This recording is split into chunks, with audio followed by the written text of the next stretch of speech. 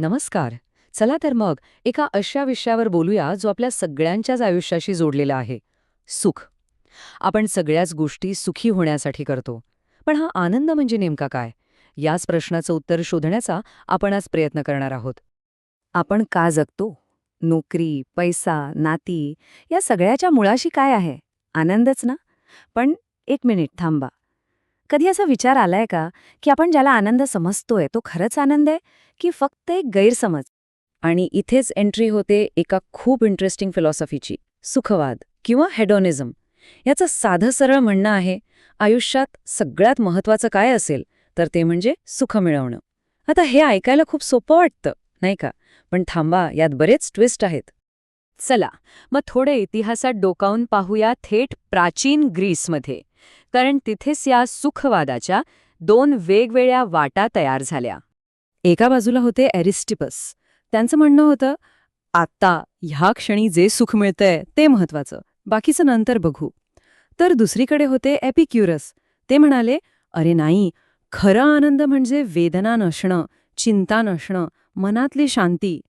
म्हणजे बघा, एक जण सुखामागे धावायला सांगतोय तर दुसरा दुःखापासून दूर पळायला. किती वेगळे विचार आहेत नाही का? एपिक्युरसने तर एक मस्त फॉर्म्युला दिला होता. त्यांनी आपल्या इच्छांना 3 भागांत विभागलं.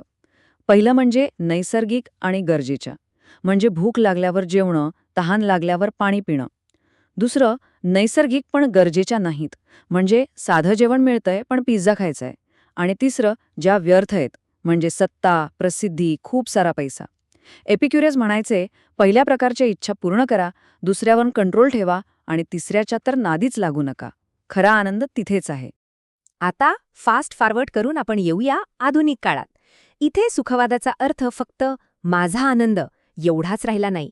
तो आता आपल्या सगळ्यांचा आनंद कसा वाढेल याच्या विचारात बदलला. इथे आपल्याला भेटतात जेरेमी बेंथम. त्यांनी तर आनंदाचे एक कॅल्क्युलेटरच बनवायचा प्रयत्न केला. त्यांचं म्हणणं होतं, the greatest good for the greatest number. म्हणजे जे काम जास्तीत जास्त लोकांना जास्तीत जास्त सुख देईल तेच बरोबर. पण मग त्यांचे शिष्य आले, जॉन स्टुअर्ट मिल, आणि त्यांनी या गोष्टीत एक मोठा बट आणला. मिल यांचं म्हणणं होतं की अरे, सगळ्या सुखांना एकाच तराजूत तोलता येत नाही. काही सुख लोअर लेवलचे असतात, म्हणजे शारीरिक, जसं की चांगलं जेवण, आणि काही सुख हायर लेवलचे असतात, जसं की एखादी कलाकृती बघून किंवा एखादा पुस्तक वाचून मिळणारा बौद्धिक आनंद. आणि मिलच्या मते थोडासा पण हायर आनंद हा भरपूर लोअर आनंदापेक्षा जास्त श्रेष्ठ असतो. इंटरेस्टिंग आहे ना?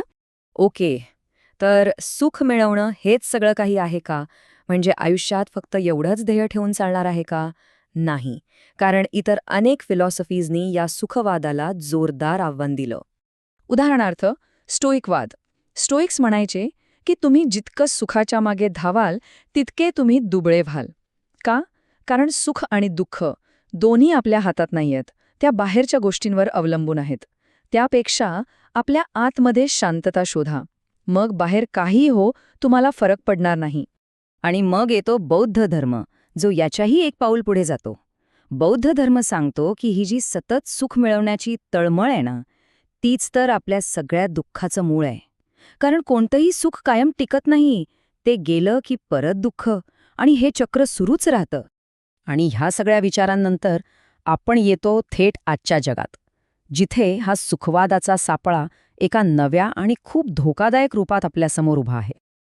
विचार करा, आज आपला आनंद डिझाईन केला जातोय.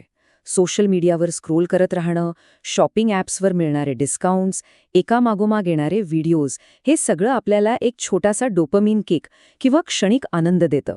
पण दिवस संपल्यावर काय? आतून एक प्रकारची पोकळी जाणवते.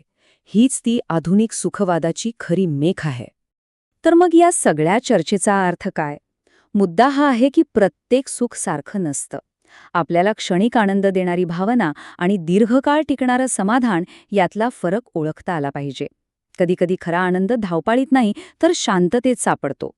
आणि यासाठी सगळ्यात महत्त्वाची गोष्ट म्हणजे जागरूकता. आपण काय करतोय, का करतोय याची जाणीव. म्हणून आयुष्याच्या शेवटी हा प्रश्न महत्त्वाचा नाही की किती सुख मिळालं, तर खरा प्रश्न हा आहे की आयुष्य किती समजदारीने जगलं गेलं. कारण शेवटी फक्त फील गुड करण्यापेक्षा एका अर्थपूर्ण आणि सजग आयुष्यातच खरा आनंद दडलेला असतो. तर आनंदाच्या या तत्वज्ञानावरचं हे विश्लेषण आपल्याला कसं वाटलं? जर यातून काही नवीन विचार मिळाले असतील तर या विश्लेषणाला नक्की लाईक करा. आणि अशाच आणखी सखोल विषयांवर बोलण्यासाठी चॅनलला सबस्क्राईब करा. भेटूया पुढच्या भागात.